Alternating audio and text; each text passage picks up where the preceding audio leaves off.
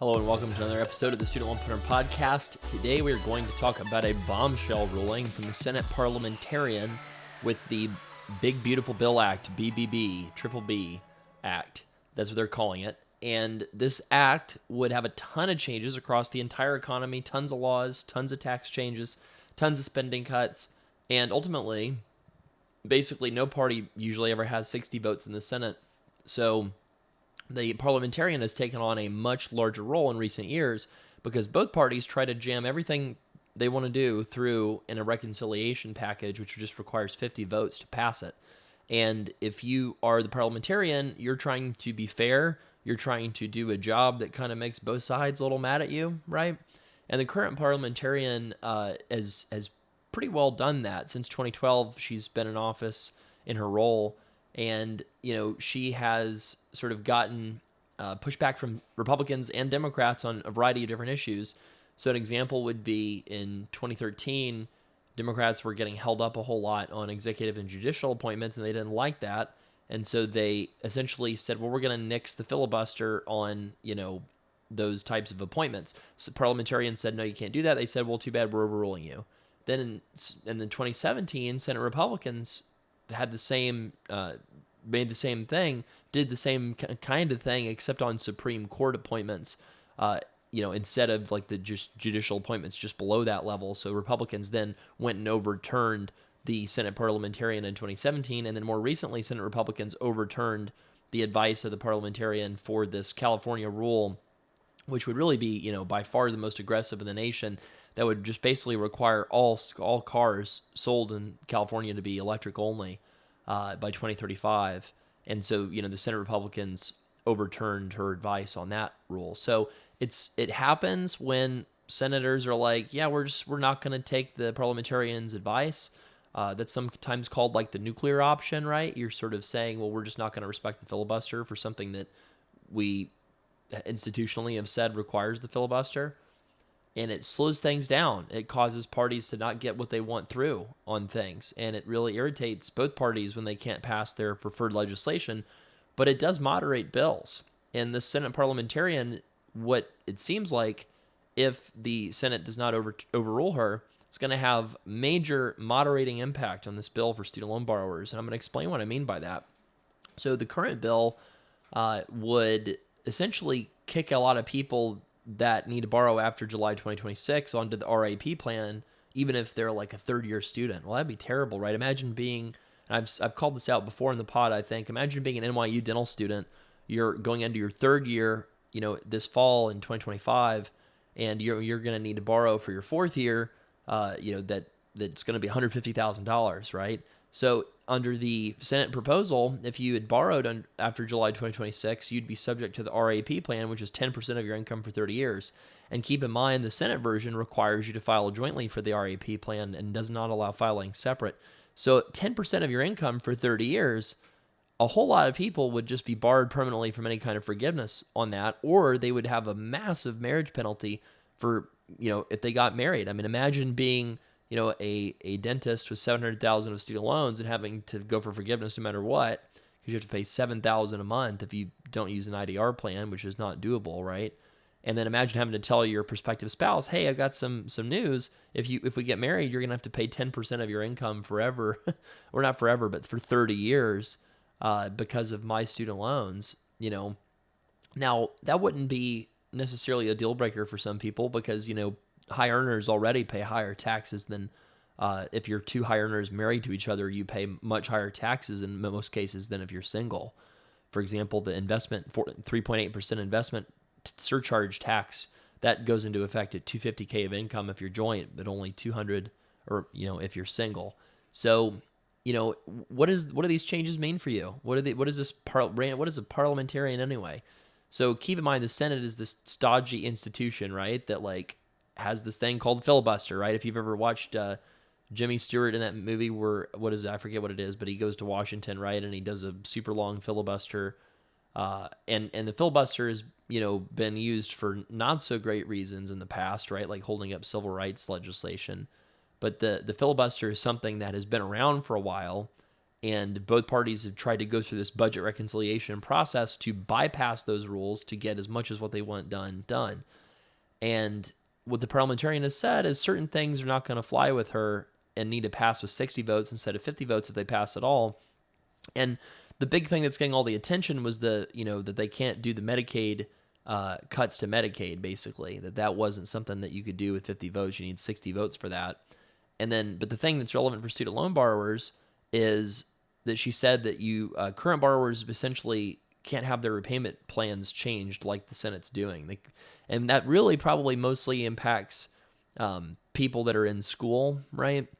But that probably stops the Senate from getting rid of new IBR in this legislation if they choose to not override her.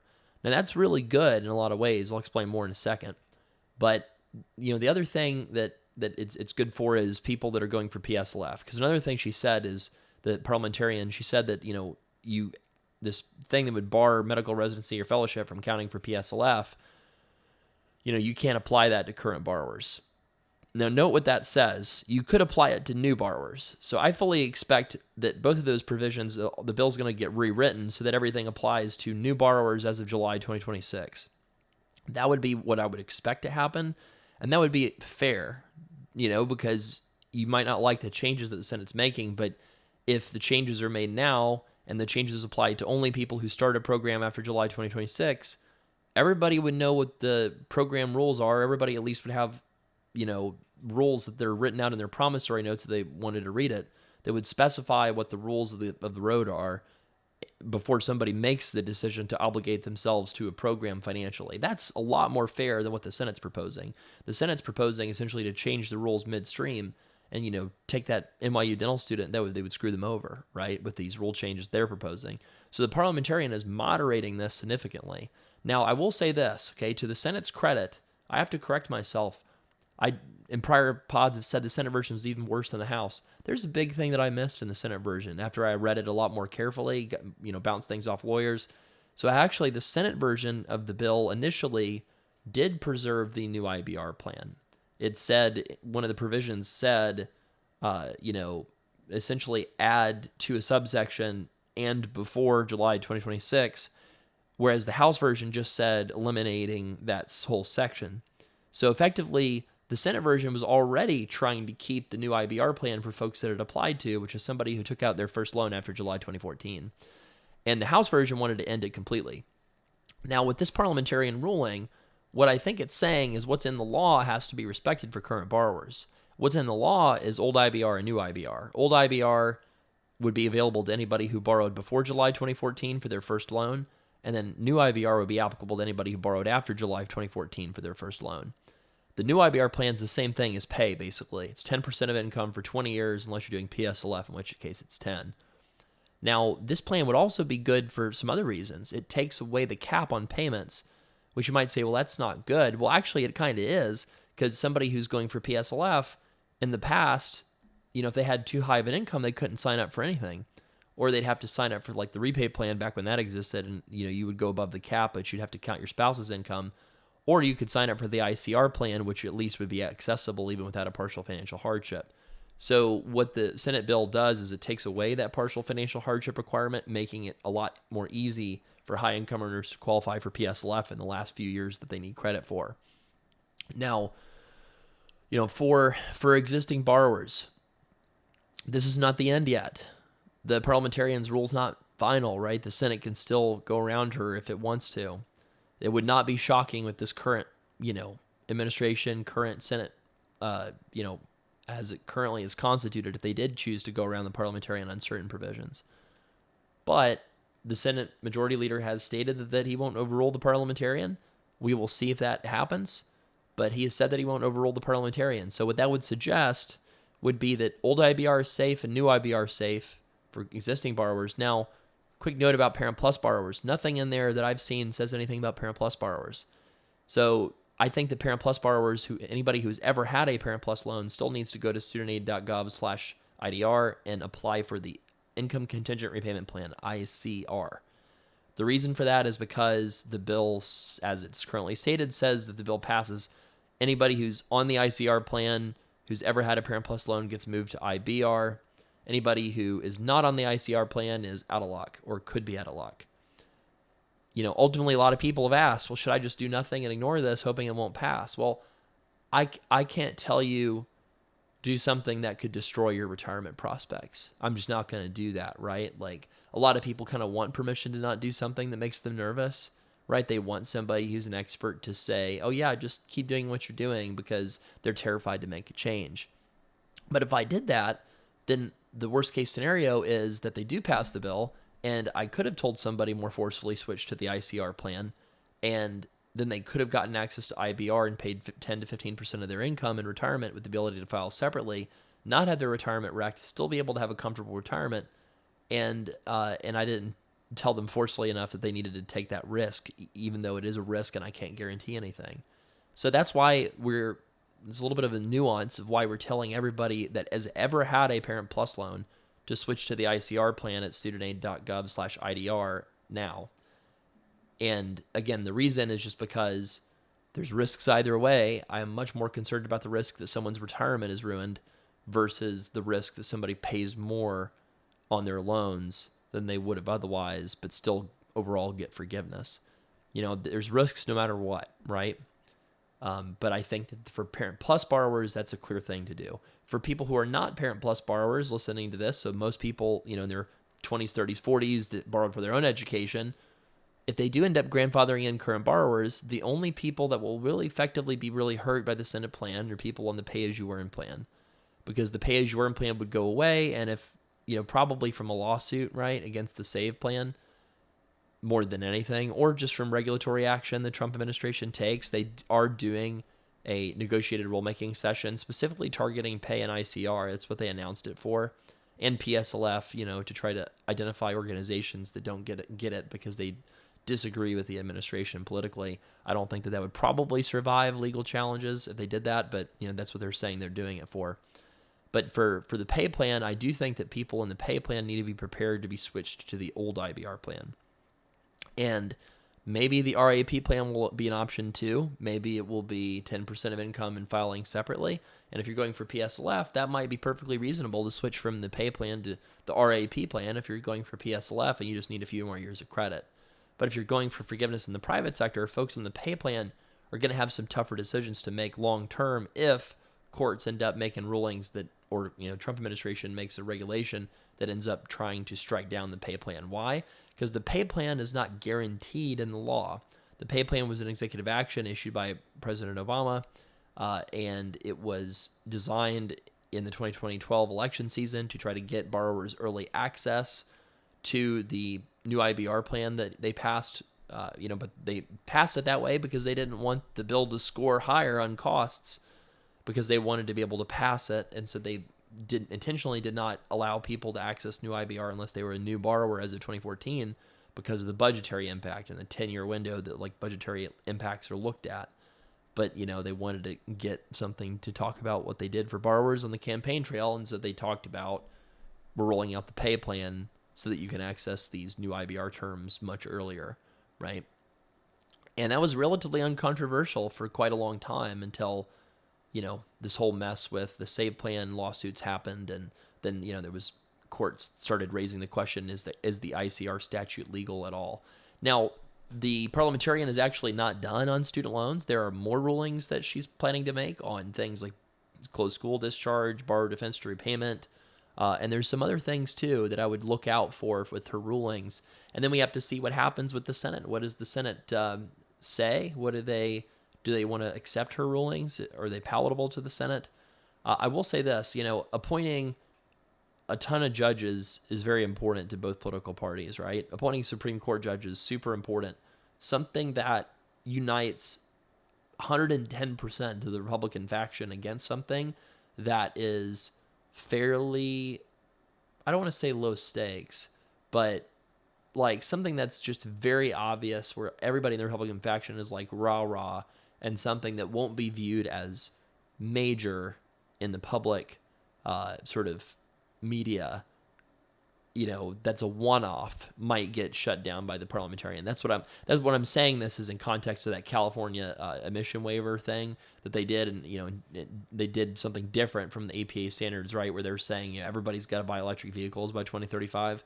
Well, that makes sense. That would unify every Republican senator to vote against that. So they all hated that rule. And then the other thing is I think the Republican senators are sort of saying, well, this is like fairly minor compared to, something that's like going to draw a ton of media attention. So, for example, when they overrode the parliamentarian on that one provision, there wasn't a ton of media coverage about it. There was some, but not a ton, because it's sort of like it doesn't seem like a huge deal. Whereas I will say this, when they changed the rules for Supreme Court, nominations, that was a massive deal, right? When Democrats changed the nomination rules for, executive appointments and judicial appointments, right? So you could appoint a bunch of circuit court judges without having to do filibusters. That was also drew a lot of media attention, not as much as the Supreme Court change that they made.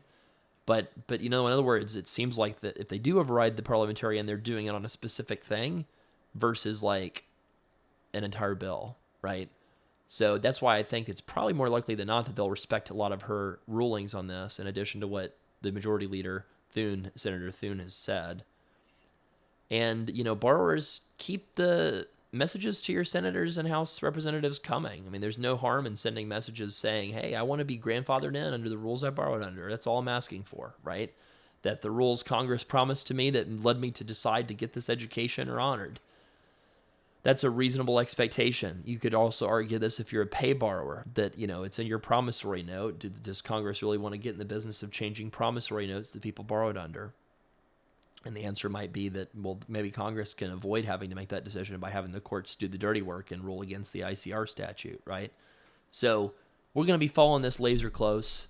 I will say a couple points on these things. So for wealth clients, reach out to your planner if needed, probably after the bill has passed if you're not a Parent Plus borrower. If you're a Parent Plus borrower and you're a wealth client, maybe feel free to reach out to your planner. They might be able to answer your question really quickly with just a quick email. That's probably better than having a big meeting about it. If you are, a wealth client that's not a Parent Plus borrower, then probably just hold off, booking anything about this with your financial planner until the actual bill has been hashed out between the House and the Senate, and an actual bill has passed and it's signed into law. And I would even give us a couple of weeks to read through it and think through all the nuances of everything that's in it, because it's going to take us a while to get through all the implications of this big of a bill when it does pass, right? Now, if you're not a wealth client and you're just looking to do a student loan consult or a follow-up student loan consult, just a little bit of a honest confessional here. We staff this business based on expected demand.